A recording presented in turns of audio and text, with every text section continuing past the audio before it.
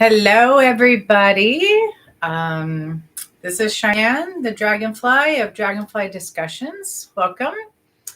Tonight, we are going to be reading Chapter 3, Part 2, which gets really juicy. But first, I want to read what's in the chat that I've already posted in case you haven't read it. This will always be posted at all of our sessions. First, I want to welcome you to my podcast, Dragonfly Discussions. You're welcome to enter your name and location of where you're from. I am thrilled that you are listening, and I hope you enjoy this session together. Also, two very important I have a safe space reminder. So it's just please use your own safe space parameters. Amongst the chapters that I read. And that means whatever, if you're uncomfortable, you're free to go. But I may read things that may arouse emotions or memories of your own. So again, you're welcome to stay or leave, but just know that I'm not going to be offended, but I want you to be comfortable and okay with anything that I may read. So I am thrilled to have you here. I hope Rhonda's there. I see a number one. I hope that's my number one fan, Rhonda, watching from her big screen TV. She was able to set it up on our TV, but she can't quite comment. But that's pretty cool to see it on TV. That's really neat. Okay, so when we last left off, we were ending my years in high school. I was talking about how many parties we had to go to, and then I was also using methamphetamines, and I had graduated and got my diploma under the influence of methamphetamines. Well, crank then, but still meth. It's made of the same stuff. So now I'm going into college, and my parents always encouraged us kids to, when we're 18, you need to get out of the house, you need to get a job, and you need to just continue on with your life and not stay at home. So here we go with my college years, freshman year at Fresno State University, because that's where I got accepted. And so I went there, and my stepbrother had already gone to Fresno State, and he was a Lambda Chi. And so he had done this fraternity thing. And then my stepsister went off to Monterey. She did freshman year, and then she dropped out of college and followed the Grateful Dead. And then here I am, the youngest in the family. And now it's my turn to go to college. And so this is what you'll hear. It's crazy, but and then it leads into the very final part of my real bad drug addiction. So this is part 2 of Tangling with Demons, chapter 3. So chapter 3 was so large that I had to break it up into 2 parts. My life, that's 8 to 9 years of my life. So how can you put that into just one chapter? So I broke it up into 2 because it just made more sense for me. And I think maybe for you. But this is page 75, College, Sororities, and Drugs. During my freshman year in college in the years 1995 to 1996, I started to work at my parents' restaurant.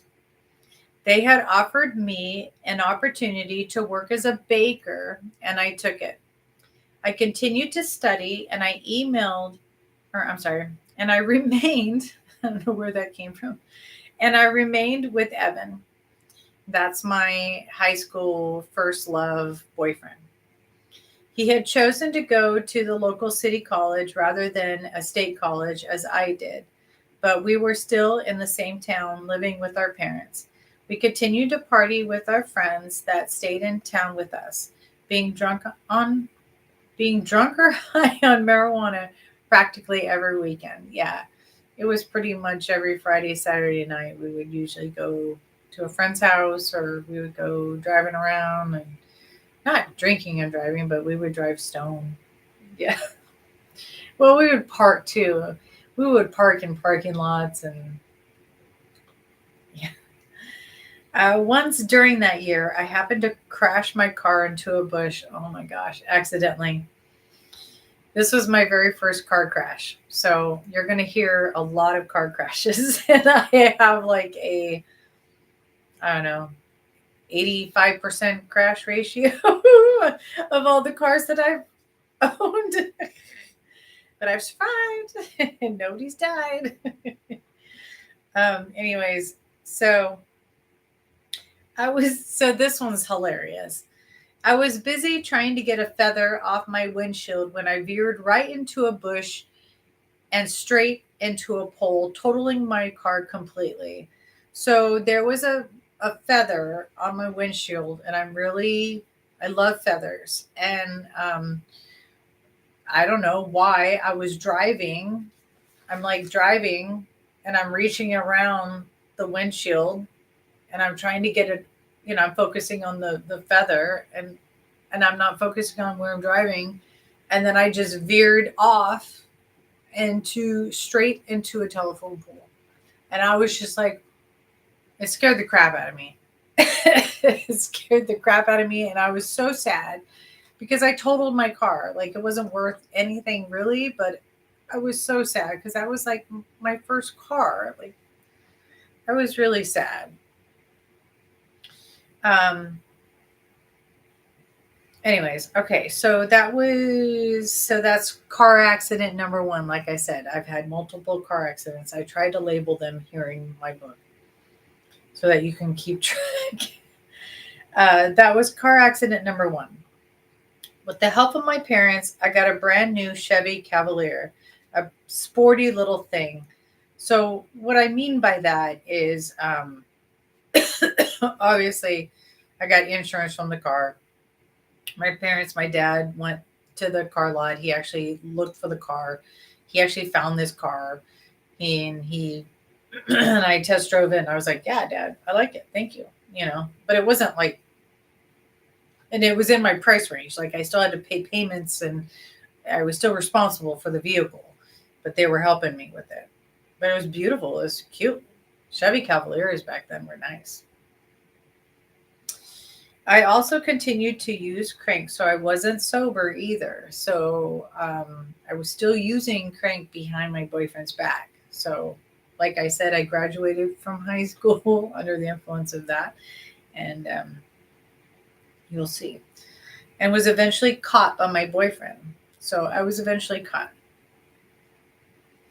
Evan, who confronted me about it, he supported me for as long as he could, but I wasn't ready to quit. So our relationship lasted for as long as it could, and I just couldn't quit. The drug was that strong, and I didn't want to quit, and it was really sad. And I'm glad that he left me. Anybody should. But yeah, I didn't stop. Sober grad night was an event where, oh no, I'm sorry. Jesus, I went to the other page. Okay. So I wasn't ready to quit. So Jessica, that was the girl that I started using crank with. She introduced it to me, and Jessica, the girl who had introduced it to me, was gone by then. So we had our troubles already, and our family had noticed, and like our friendship started to fall apart. So she was no longer around. My family had caught wind of her bad influence on me, so I was forced to cut all ties with her. Even though I continued to use crank on my own. So I still had the connections, I still had the ties, I still did it on my own without her. Evan confronted me about the drugs and, in a final argument, asked me to give up for his sake, but I couldn't. I didn't want to quit, even if it meant losing him. Evan broke up with me, and that was it. There was no going back to him. I knew I had broken his heart, but it didn't stop me from turning to the drugs to ease my pain. I turned my focus on school, and slowly but surely the pain from my first breakup began to ease up. I continued to use crank behind everyone's back. So I'm still in school, right? My stepbrother had reached his final year in college. My stepsister was off somewhere exploring herself by following bands and living out of a Volkswagen bus. She was a hippie. While I was far away from any progress or happiness, my parents had become focused on starting a restaurant of their own, so they didn't notice my drug addiction. Then they spoke to me about how perhaps I should join a sorority to meet new people, make new friends, and explore what it's like to live away from the home with responsibilities. So our parents really encouraged us, right when you're 18, get out of the house, live on your own, start focusing on those responsibilities. The parents are not going to sustain you. You need to get out. So they encouraged me to go into a sorority, just like my stepbrother, Jason. Oh, fraternities. We shall see how great of an idea that was. Let's see. So they didn't notice my drug addiction. Then they spoke to me about perhaps I should join a sorority and meet new people. After all, my older brother had been in the Lambda Alpha Chi fraternity, and he made it through college just fine. He partied his ass off. He freaking partied his ass off. And he freaking worried my parents. And I am not going to lie, like, that guy freaking got away with so much. Like, it was crazy. And, like, I remember when I was in the sorority house, I went to the Lambda Chi, and they were like, oh, yeah, you're Jason's sister. And I'm just like, oh God, please. Like, it was, wow. It was so weird. So weird. So weird. And it's even worse now. It's even worse now with the hazing and everything. Oh God. How I didn't die, I don't know. Anyway, so we're Lambda Chi fraternity. Sorry, I got sidetracked. And he made it through college just fine. Okay. Yeah, he did. Yeah, he did. I was very nervous about entering into a sorority. Yeah, I was. And so was my stepmother. Sororities and fraternities are two completely different worlds for girls and boys. And yes, they are. But my stepbrother had made it. Let's see. But my stepbrother had made it through well enough, so I convinced myself I could try and enter into a sorority too. So my parents and I began to prepare myself to leave the nest, which involved applying for all the sororities, looking forward to Rush Week. It was quite a big moment for me as I had overcome the heartbreak from my breakup with Evan and was about to enter into the second year of college. So the first year I lived with my parents, and then now they're like, you need to get out. No, it was actually the first semester. So it was probably like the first 6 months. And then I think I rushed fall of freshman year. Rushed in the sorority. And that's, you'll see. Anyway. La la la. My sophomore year of college, circa 96, 97, was unlike anything I had experienced before. Classes were picked out during the summer, establishing my course for the year. I had changed majors from graphics design to advertising by this time. I had become interested in wanting to make commercials. I had taken a lot of art classes in the first year, so it gave me the desire to go for advertising and perhaps make commercials in the future. Wish I would have stuck with that. I had started taking different classes, working towards a major by then. I had learned from my parents that it was important to allow yourself the first 2 years to seek and explore majors, just like classes, but that you should make sure to decide on a permanent major by your junior year. Uh, so my parents were really were really open to allowing us the first 2 years to kind of just take all the general education classes, take a few major classes, but kind of dance around a major, but really get those general education classes down first, just wipe them out in the first 2 years, which is smart because you really don't know what you're going to do in the first 2 years anyways. And they were right.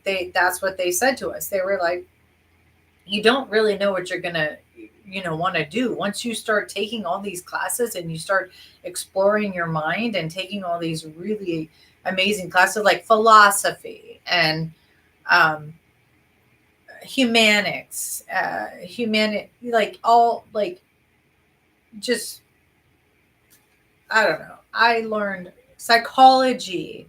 Um, I mean, it was just amazing what I learned in college.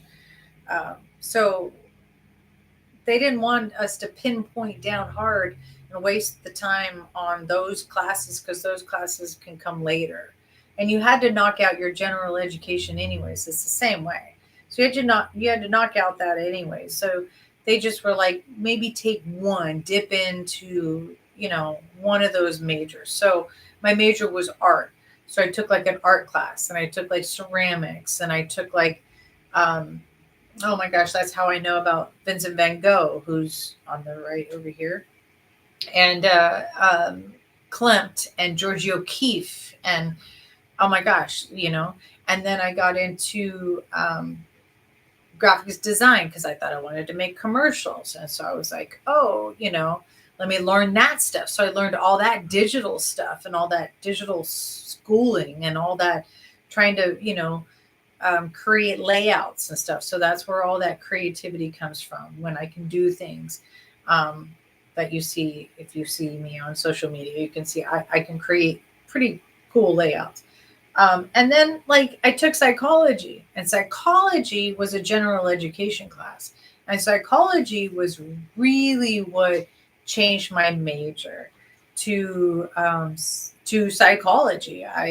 I took general psychology, and you'll hear, but that's what changed my whole scope, and I wanted to become an FBI agent. Agent Scully. I think I was watching the X-Files at the same time. All right. So where am I? Okay, so okay. So I was so it gave me the desire to go for advertising and perhaps make commercials in the future. I had started taking different classes, working towards a major by then. I had learned from my parents to explore majors. Let's see. To Okay, so by junior year, like they said that by junior year you need to really be nailing down your commitment and your focus. So I'm like, all right. So at the same time, my parents opened up a restaurant. So my parents opened up a restaurant here in Fresno, a sandwich shop. And I was hired as a sandwich maker, all the while gearing up for sorority rush week at the same time. This is the week where students basically audition for the sorority they choose, or the sorority to choose them. So you're like auditioning for all these houses to hopefully pick you. It's so pretentious. It is so pretentious. You are expected to perform your best. The sorority girls will think you are cool or worthy enough to think you will represent their house properly at parties and social events. It was important for girls to be pretty, thin and hopefully somewhat popular. I was using crank and was very nervous about meeting all the different types of people. I left my parents' house every night during rush week, dressed up in a fancy outfit, high out of my mind, only to fake it at some sorority house, hoping they would accept me into their house and pledge me as an official sister of their sorority. I remember thinking about my grandma J. My grandma J. I've talked about her. She would take us to San Jose. She was the one in San Jose. She'd take us to San Francisco in her Cadillac with a sunroof. So my grandma J, who had been a Delta Gamma during her college years, as well as thinking about my brother, who had been a Lambda Chi, I felt like I had arrived at a new point in college that was going to be healthy for me. I thought that perhaps it would lead to real relationships with girls for once in my life and help me gain more independence. I was very hopeful. By the end of rush week, I had made my choice between two sorority houses. The two had chosen me as well. Oh, I'm so lucky. My choice was between Phi Mu, which everybody jokes around as Phi Mu, because I guess there was a bunch of yucky girls that were there, and I don't know what they mean then, and I don't know what they mean now, but it was a really down to earth sorority, honestly. And Delta Gamma. So it's between Delta Gamma, my grandma's sorority, and Phi Mu. They had picked me. The girls were different in each house, and I felt more accepted by Phi Mu. So I chose them.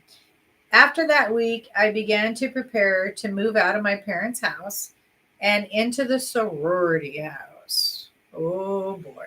Because it's kind of like you're supposed to. You have to, like, once you join, you have to at least live there for a semester. It's expected, and that's not easy. It happened during the very beginning of the semester, and the commitment would last for a year in the sorority house. So I guess I stayed a year. I guess it was a year. I don't know. I don't remember it being a year. Yeah, I guess it was. Yeah, I guess it was a year. I was totally excited. I would finally have freedom, and females would want to be around me. Interesting. Yeah. Yeah, because I didn't have a whole lot of female friends. I have a lot of guy friends. But yeah, it was really because I really wanted to have female friends. I really did. I still do. Um, I was excited because I was going to make new friends. I hadn't retained too many female friends by this point in my life. So, because of my drug addiction and just my whatever oddities, I lost girlfriends, and people too had their boyfriends, and Seth and I, oh my goodness, Evan and I broke up, and I lost a lot of people. So a lot of people still had their boyfriends, and they were with them, and so it was just kind of like a lonely world. So I had to rebuild my friendship. Um, let's see. What was I? So Milani was an old friend of mine. She was from grade school, had been around the whole entire time of my life. She was still around. Um, and it felt really good to have all the new girls around me whom I could possibly learn from. When you're a part of sororities and fraternities, you are expected to socialize. It seemed like there was a new party to attend each night, and the new rushies was me, what we were called, had to go to all the parties to socialize. So you were expected to go to all these parties. I mean, and still study and keep up your grades. And the parties were during the week. It wasn't just Fridays, Saturdays. It was 7 days a week. The girls were forced to drink beer while being upside down through a hose that was attached to a keg.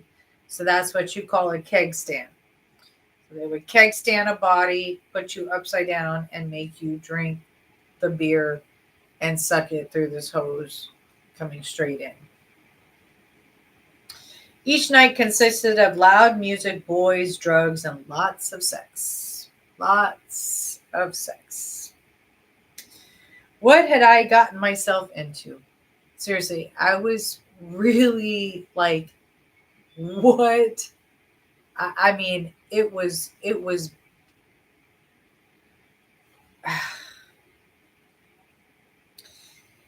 at that time, I didn't mind too much. Like I was blown away, but I didn't mind too much because I was still partying at the same time. So I was like, okay. I was deep into my drugs and alcohol, and the new world was just another way to escape. So it was just like, wow, okay, let's go with this. Like, but it was wild. It was a place where no one knew me and I could self destruct. I did, and I so partied. I so was known, and not a good thing. Not a good thing. My best friend Melanie came to a few parties with me too, but I soon learned that it was frowned upon to invite non sorority people to parties. So I had to stop bringing all my high school friends. Like I used to bring all my high school friends. I was like, yeah, come on. And even Brent and everybody. Like I was like, come on. And they were like, no, they have to be in the sorority. They have to be in the fraternity. So to stop bringing all of them, but I was still excelling in my studies. Okay, so excelling in my studies was a must to keep my place in the sorority. So you had to keep good grades as well. Like I said, you still had to keep up your studies. So you had to keep up a minimum GPA to stay in the house while still adapting. So I'm still, holding on. I'm still keeping my grades up. I was also trying to keep my grades up. So while adapting to all of this new world, I'm trying to keep my grades up. I started to mainly hang around guys because I had more in common with them. See? There were jocks, stoners, cowboys, hippies, and athletic guys. I even formed a relationship with a girl and happened to share with her that I was using crank. So this was in the house, in the sorority house. I formed a relationship with a girl, and we had that in common, and we started using it together. She became interested in it too, so I showed her what crank was and how to use it. We became crank buddies from then and for the remainder of the year. By then, I had become my own very nightmare. My crank addiction was so out of control, and I was filling the void in myself with drugs and men. Sorority life had started taking over, parties every night, boys, sex, and drugs. It was like a roller coaster that I rode every night, all the while trying to keep my grades up, attending classes, and working a job. It became like a game to me. It was just cyclical. It was just like I was just robotic. You got to do this. You got to do this to prepare, and you got to do this. I had men falling all over me, and I loved it. I did. But the bubble popped when I was facing being placed on academic probation by the college because my GPA had dropped from a 3.5. So I'm almost a 4.0 student to a 0.75. 0.75. Let that sink in. That's how much I fell. The sorority was very upset with me, and so were my parents. All the time and money that was spent on helping me apply for the sorority had ended up disappointing everyone. I had no choice but to leave the sorority house and return to my parents' house. So they basically kicked me out. The sorority did. And they told me, Cheyenne, you need to go. And so my parents took me back into their house, and it was very upsetting to my parents, very upsetting to me. I didn't realize that they would do that. I lost actually 90% of the friendships there because of that. Um, and yeah, I was a partier. Um, but Jesus, look at what you do to people. Like, I mean, my God, that's crazy what you put people through during sorority life. Like, it's insane. It's insane. It's very dangerous. It's just very dangerous. So I don't blame myself per se. I mean, but um, I take responsibility for myself, of course. But anyways, that was rough. That was really, really rough going through all of that. That was, God, those parties were nuts. It was all the time. Like, it was all the time. And they have gotten better. Sororities, fraternities have gotten better, I hear. I hear, unfortunately, because of deaths due to alcohol poisoning and all the hazing, I hear, there's a lot more laws going on um, for the protection of people in sororities and fraternities, but it still is not enough. Not in my opinion. It's crazy. So anyway, so now I'm like back at my parents' house, right? So page 79, Tiny Comeback is the subtitle. My third semester of college. So now I'm 3 years into college, 4 quarters, technically. My third semester of college, around 97, 98, helped me learn a lot about myself. I was back in my childhood bedroom in my parents' house, and everything remained the same. My stepsister had a room still set up, and mine was as if I had never left. My parents had turned my stepbrother's room into an office for my stepmom, and my dad was running the restaurant that they had started. They were about to celebrate 3 years of being in business. I was now at cashier level at the restaurant, but I was still struggling with the crank. My sister had also returned home for a short period, and it was really nice to see her. She had finished all her travels across the country, following music bands, and had settled down more. We caught up with each other like usual, but I knew that my sister could tell that I was hiding something. So my parents had a restaurant here in Fresno. It was once the Schlossky's Deli. It's on Cedar and Herndon. It's the Wendy's. The Wendy's across from People's Church. That building, the Wendy's building, is actually the building that my dad built from the ground up. Formulated the drive-through. Those trees along the drive-through are all planted and decided by my dad. That whole entire restaurant, Wendy's, used to be Schlossky's. And Schlossky's is a restaurant from Texas.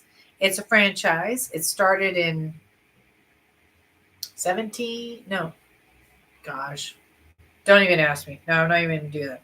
But it's like really it's an old franchise. And it's so delicious. It's like hot sandwiches and pizzas, and we make our own bread. We have sourdough, wheat, jalapeno cheese, and dark rye. And we have salads and soups. And it's really bomb restaurant. So that's what I mean when I talk about my family's restaurant, is they opened up a restaurant. And my dad was so proud of that restaurant. So proud of that restaurant. It was a good place. Um, so Okay, so after all, my stepsister had her own experience with drugs before me.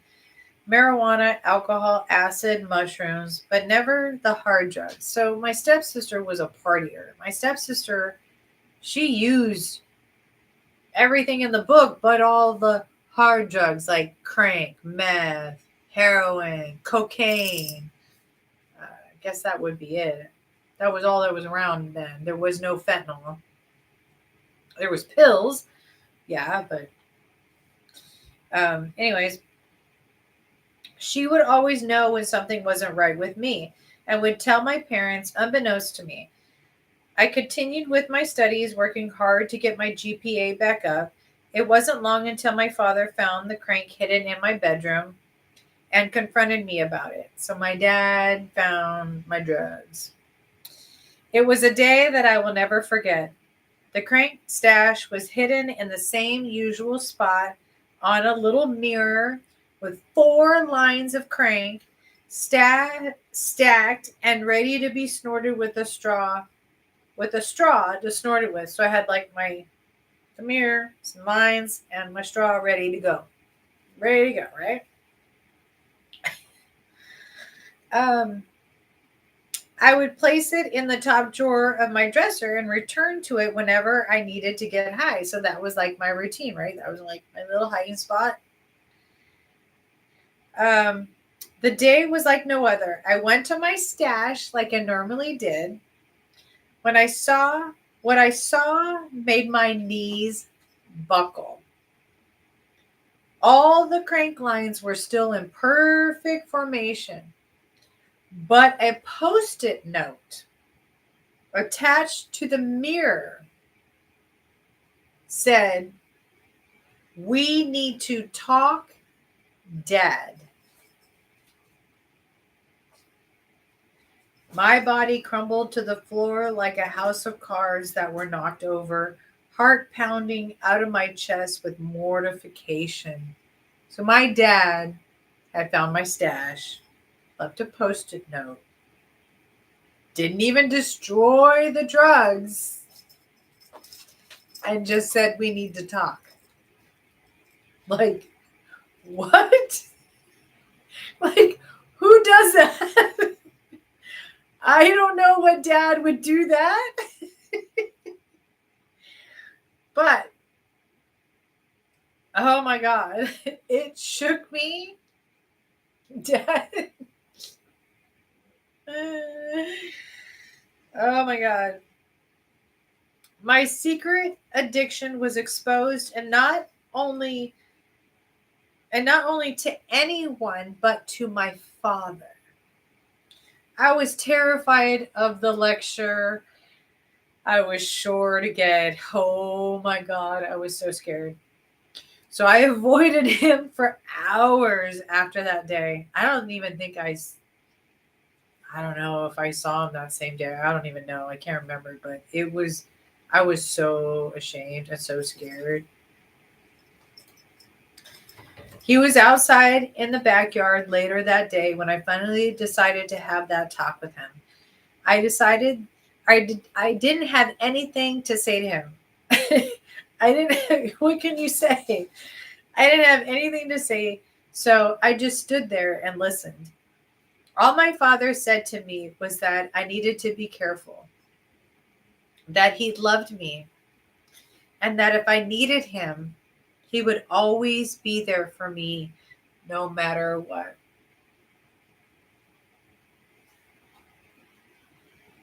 Oh,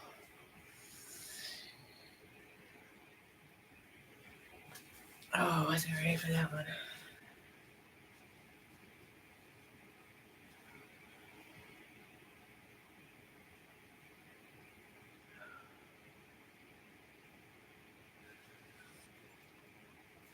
Oh gosh. Ah, ah.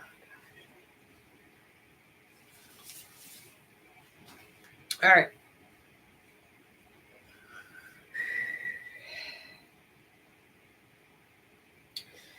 I just hung my head down, crying, and wrapped my arms around his waist in a tight hug.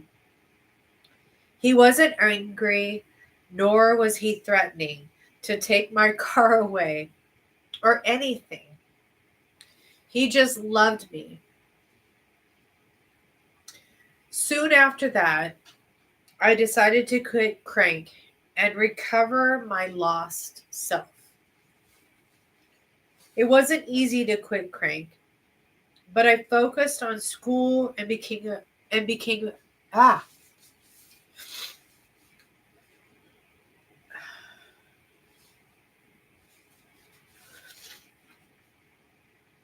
so I focused on school and became obsessed with studying. The crank demon was no longer holding me down, and I had something new to focus on again.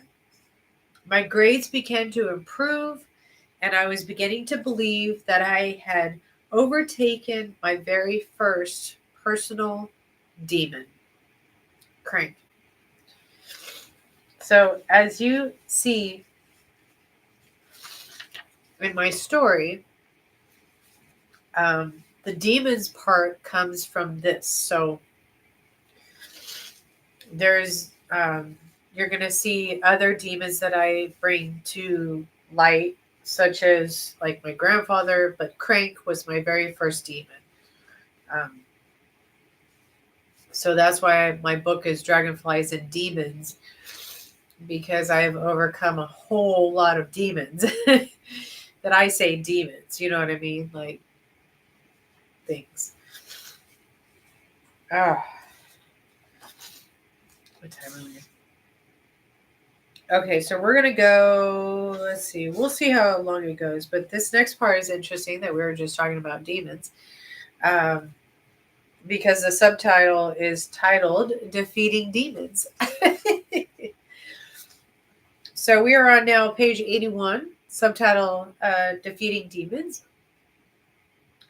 So check this out. So I'm down in the dumps, right? I'm collecting myself, and I'm getting rid of crank, and I quit crank, and I get my grades like you saw me go all the way down to a 0.75.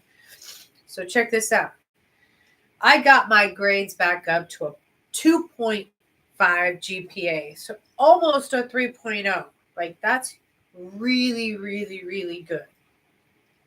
Which my parents meant that I should try to leave their nest again. So this was all living at home. I was focused, and I got my shit together, and I got my grades back up, and I was really focused. And I thought I was ready to maybe move out again. Yeah, why not? Only that time moved to a condominium they had purchased right across the street from my college. So my parents bought a condominium. They're still over there, Fresno State, along Shaw, take Woodrow. Can't remember if they're called the Woodard condominiums.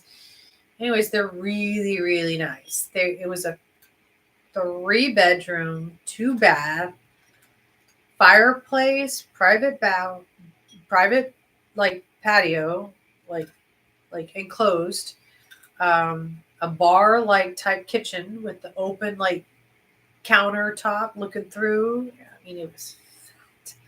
It was fat. It was fat. So they suggested me to move in there. All right. So here's the backstory of that condominium. So that condo, because my parents were big into property.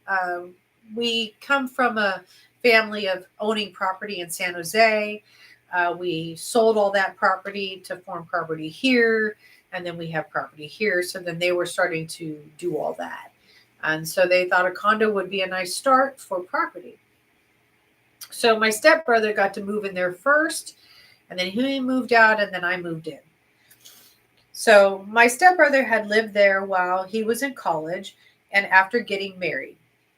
He moved out, and it was available for rent. I was excited at the new opportunity of finding freedom again and actually having my very first apartment. But there were rules, of course. Like I had to get a roommate to help pay rent.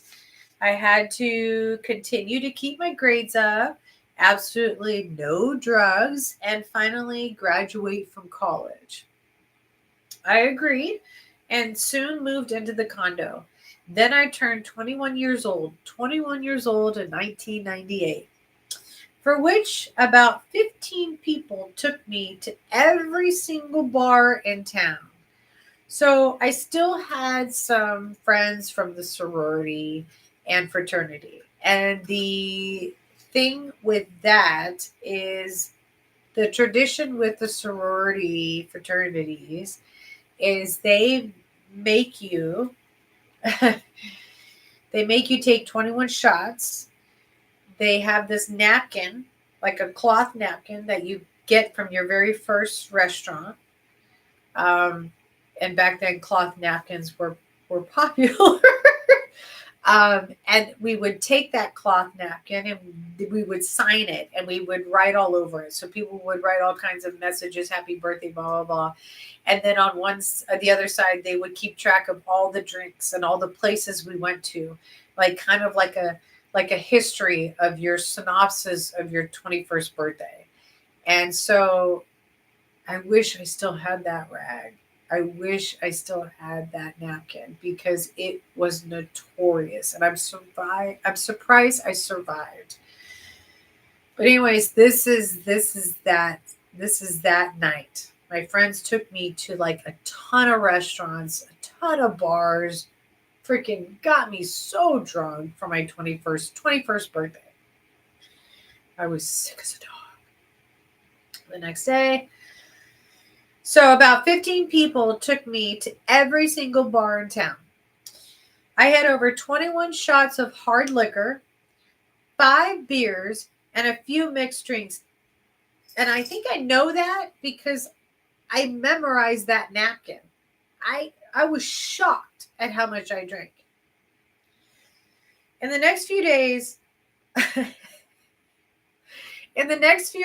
I suffered the worst alcohol poisoning imaginable. Like, I was so sick. So sick. I recovered quickly, as usual, and went back to my usual life. For the next 3 years, from 1999 to 2001, I lived in the condo while finishing up my final semesters at Fresno State. The condo consisted of 3 bedrooms, 2 baths, a fireplace, washer and dryer, walk-in closets, an open kitchen with a bar-like countertop to see into the living room, along with a private backyard, like I told you. It was fat. It was beautiful. I had made it. And because I loved animals so much, I got my very own pet. So this is the first time I have my own place. This is now I'm going to have my first animals. And I'm like, yay, I'm going to have my some kitty cats. So I adopted 2 cats and named them Smiles and Chester. Oh, rest in peace. Smiles was a beautiful desert tabby. She was so gorgeous. She was so rare. Oh my God. With unique markings all over her. And Chester was almost solid black with a little white spot on his tummy. Well, his chest and tummy. I had the belief that the 3 of us were going to make it. Almost all the girls who I had become friends with the sorority had turned their backs on me. So I don't know why, but most of them now, I do know why, because I was starting to get into drugs and partying, and it wasn't their cup of tea. So they didn't want to talk to me. To them, I was just a failure and an embarrassment to their sorority. So yeah, getting kicked out of the sorority is not a good thing. It is taboo and no and blah blah blah. So yeah, so I think due to the rules of the sorority and everything, they couldn't talk to me, but some were kind of cool, but it was really hurtful. It was really hurtful. I would have to say it was really hurtful. Like, I didn't need that, and I definitely needed the support more than anything. I didn't need that. But so anyways, to them I was a failure. So I felt so ashamed. I had been ostracized, and that made me realize who my true friends really were. So yeah, it showed me a lot. Milani was still my friend, and Brent from high school was still in my life.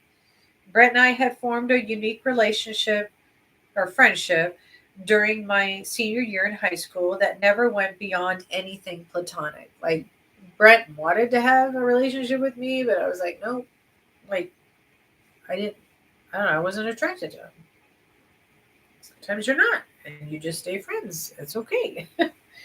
um, Evan and my parents never liked him too much, but I trusted Brent with everything, and I felt safe with him. We partied together using marijuana, acid, alcohol, and even harder drugs like cocaine and Special K. So yeah, this guy, yeah, he introduced me to Special K, which Special K is a horse tranquilizer. It's also known as PCP. Um, yeah, so I see, which is a horse tranquilizer. I should have said PCP. I don't know why I didn't. We also had a lot of the same college classes together, so we would often sit in the parking lot and smoke weed on our breaks. So yeah, we would we would be partying between classes. Not a good idea. It was hard to keep roommates due to all the parties I would have with my which my parents were not happy with because I wasn't able to pay the full rent. Yeah, so I was becoming quite the partier. Um, I wasn't able to keep roommates because of that, and I was starting to just take advantage. Really, just being a spoiled brat. Honestly, like now that I look back, like Cheyenne, Jesus, really, you had it pretty good, and you effed it up. You really did. You took advantage, and no wonder my parents did what they needed to do. So I don't blame my parents at all. Of course, I was mad at the time, but I don't blame them at all. Let's see. So it caused my parents to have to pitch in to cover the rent. So when I didn't have a roommate, I was able to cover 50%, no problem, but I couldn't cover all of it. It was like, God, back then it had to have been $900. It had to have been $900. I'm sure now it's more than that. It's probably twice then. But $450, that was about average back then. You could rent a room for $450. So to have a house or a condo for $450, like, you're doing pretty well. Um, so let's see here. I continued to work at the restaurant and was now promoted to a full-fledged restaurant manager. So what my parents did was they opened up the restaurant /Keys Deli, and I had to work from the ground up. So I worked as a cashier, a baker, a sandwich maker, and then I moved into management. And so all the while, I'm hiding this horrible addiction that I've developed, um, that you'll hear about. Let's see, we're at 54, 754. Okay, I'm going to read this last subtitle, which is Tattoos and Crash on page 83. And then we're going to stop on page 85. Because this is pretty crazy. And not fun. So, tattoos and crash. It wasn't an easy decision, but with the guidance of my parents, that was what I chose to do. Wait. Hang on. I'm not done. Sorry.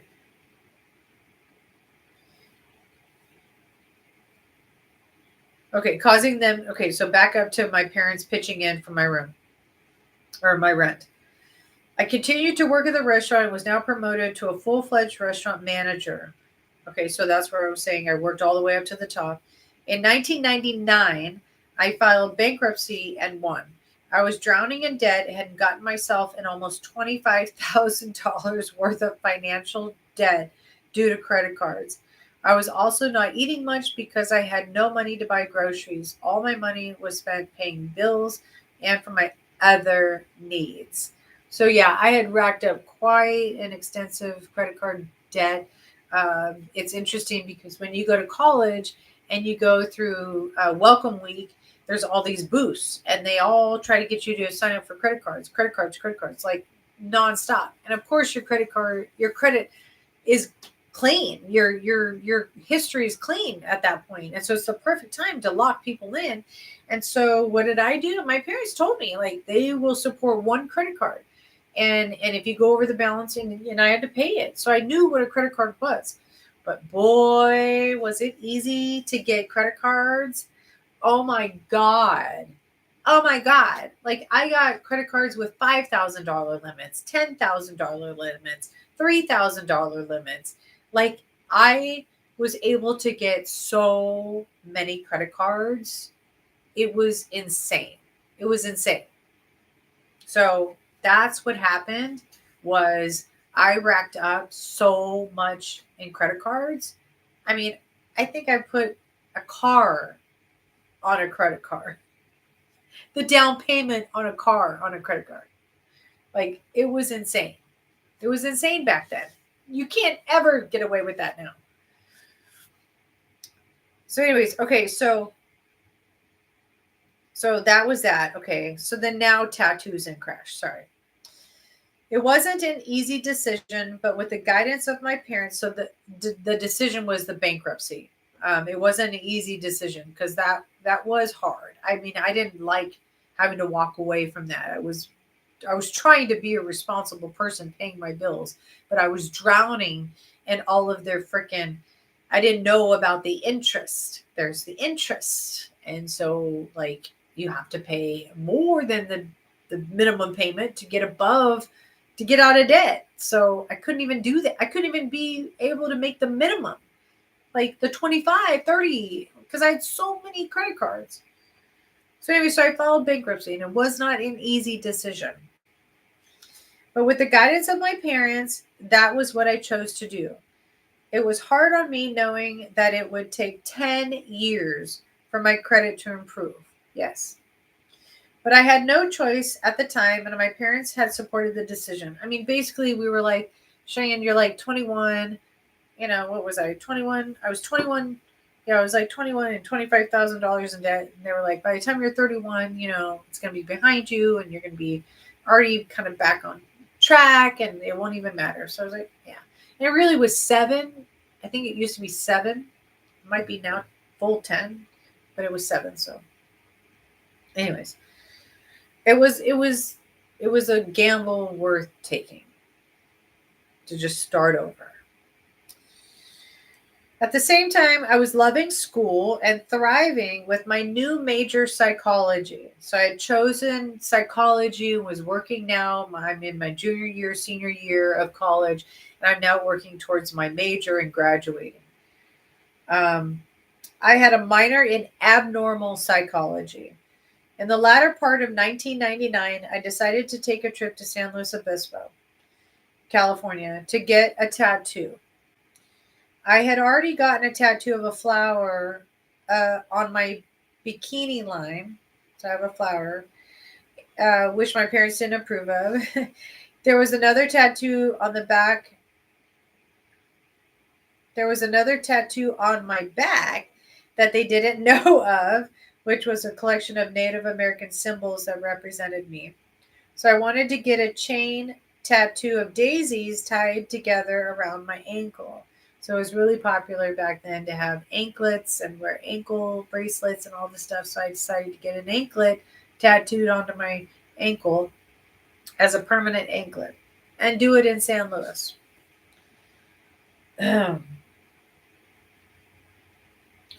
I was thrilled to head to the beach for the first time on my own and by myself. So now I'm taking my car.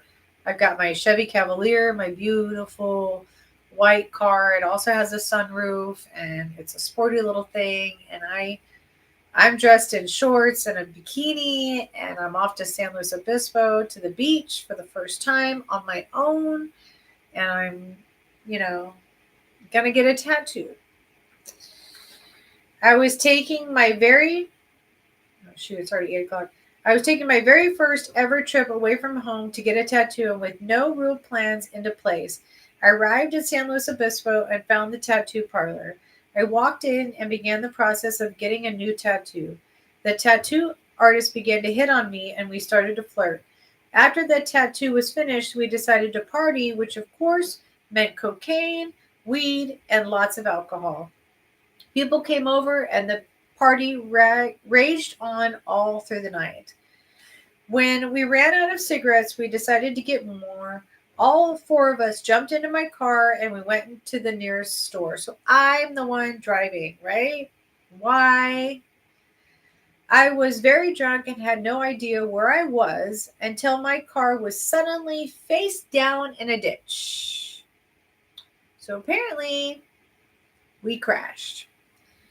I had just survived a major car accident, only this time I caused major damage to city property.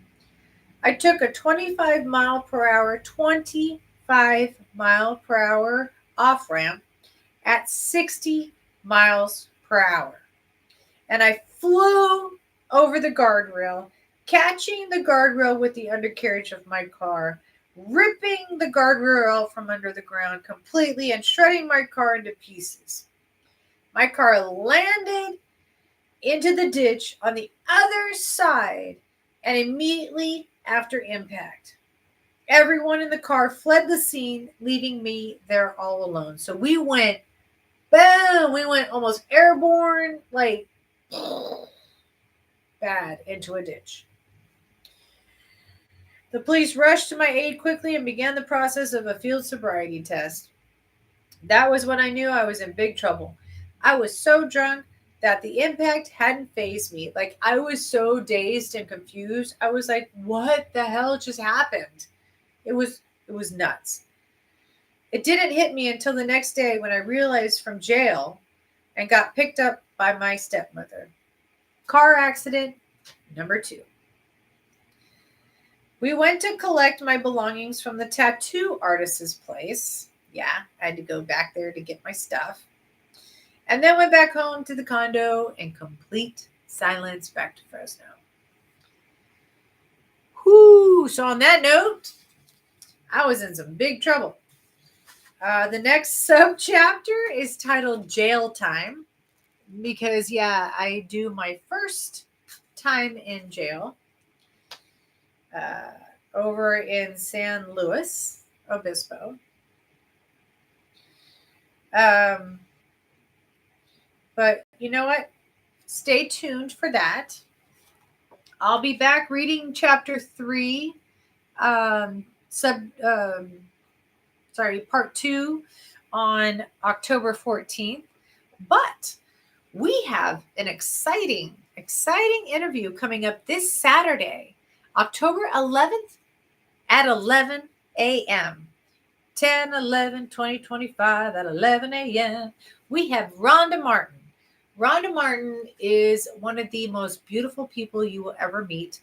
I had the pleasure of meeting her at UPS. Yes, UPS. We got to work together on the management side of things. And we have had the lovely just relationship since 2011, really. 2011, because that's when I got hired at UPS, was 2011 till 2018. And then I resigned because I couldn't put up with it anymore. But that's another story. But please watch us on Saturday at 11 a.m. because this is going to be just such a delicate, just really warm interview with somebody who's so lovely and just so beautiful and has been through a lot herself and has a lot to say. And we're going to be doing it from CMAX Studios, not from my home. This is my home and my own backdrop. But we're going to be doing it from CMAX Studios, which is downtown Fresno at the converted old Metropolitan Museum building.